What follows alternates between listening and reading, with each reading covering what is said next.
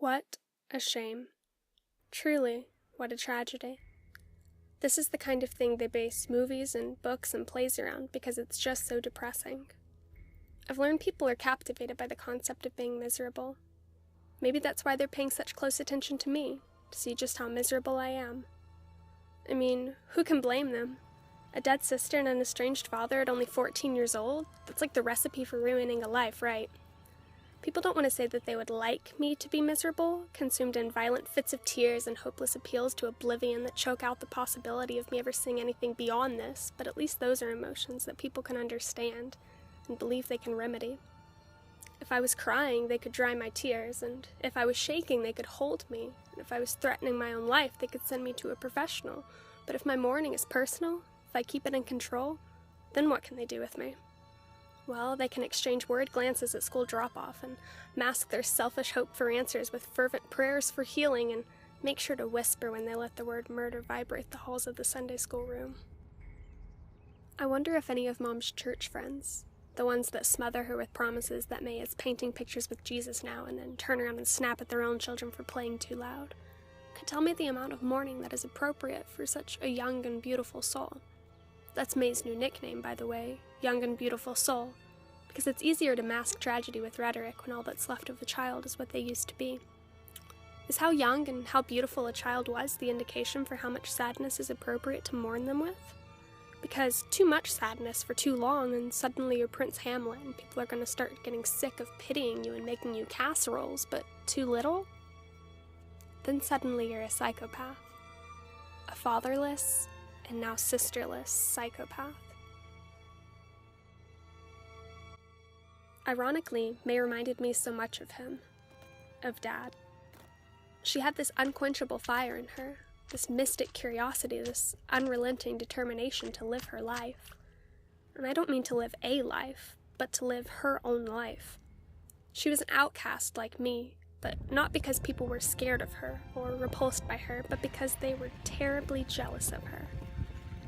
That's what I hated more than anything else. The way she was admired even as she was scolded, and secretly envied as she was teased. May despised them, the teasers, just as much as I did. All the people in this town that try to mold little kids into gingerbread cutouts and snuff out any dissension at its very source, the child's mind. She just had a manner of despise that came off as carefree instead of cynical. No matter how many times she ditched school to go adventure, or challenged the Sunday school teachers on some of her favorite paradoxes, or punched a boy in the face for lifting up her skirt, she always managed this unshakable charisma. Bright eyes and a knowing smile that protected her from the ostracizing and the worried looks and the therapy that I was subjected to. It was always my job to find her and bring her home each time she ran off, and each time once she was safely returned, she'd be engulfed in warm hugs and feeble warnings to never leave again. Well, I would get nothing more than an affirmative word. It wasn't like it didn't make sense, though. Obviously, she was my mom's favorite. She was the baby of my mom's perfect second marriage, while I was the leftover child of the one that fell apart.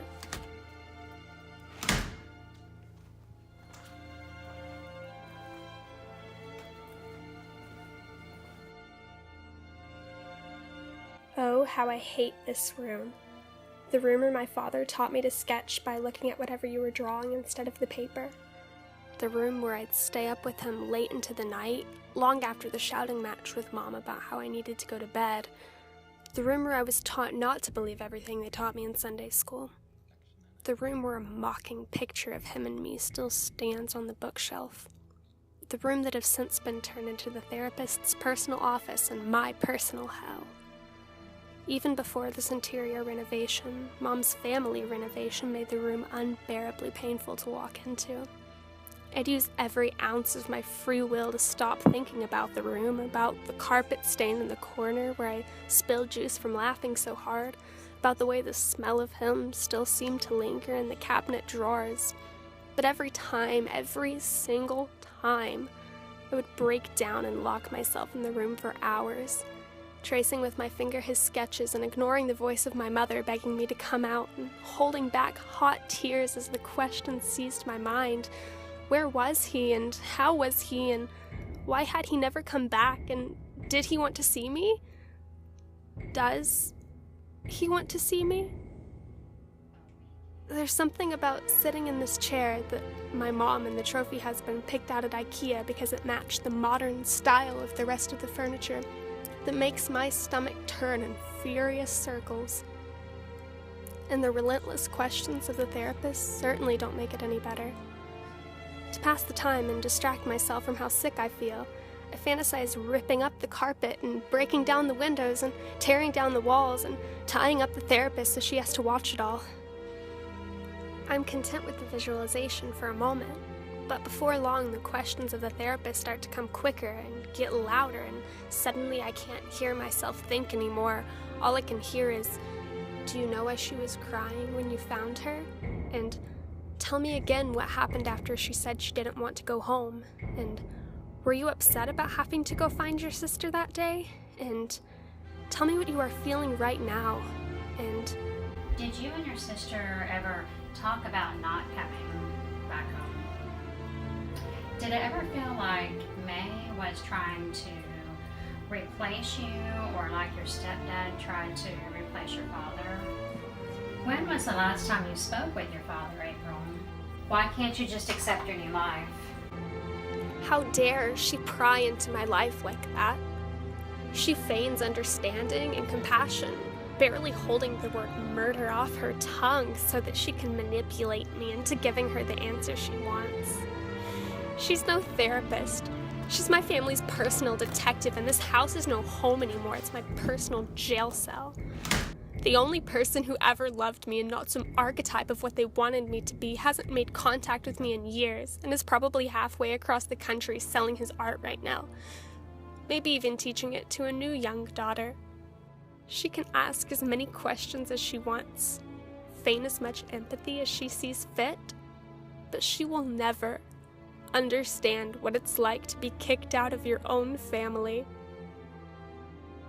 And if she had only been standing a little closer, I might have pushed her too.